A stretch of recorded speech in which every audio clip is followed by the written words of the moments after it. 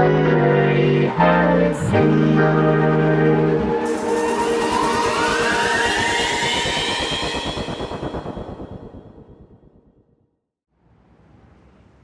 guys, welcome back to my channel. Today with another theory lesson, we'll be talking about position or navigation lights.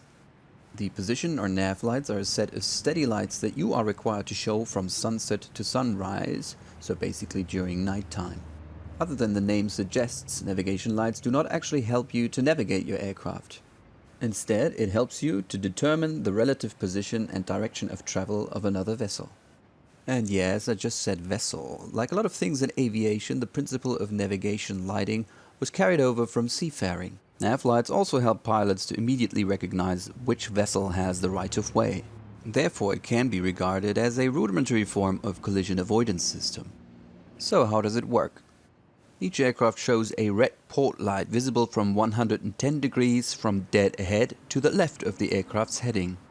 That section is mirrored on the right-hand side of the aircraft, showing a green starboard light. The aft sector shows a white tail light which is visible through 70 degrees left and right of dead astern. Now let's look at some examples. While flying our helicopter at night, we notice the red port light and the white tail light of another aircraft. This tells us three things.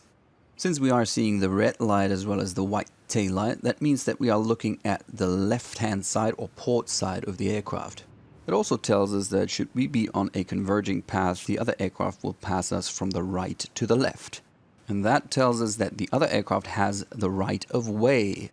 Whenever two aircraft are converging at approximately the same altitude, the aircraft that has the other one on its right-hand side has to give way.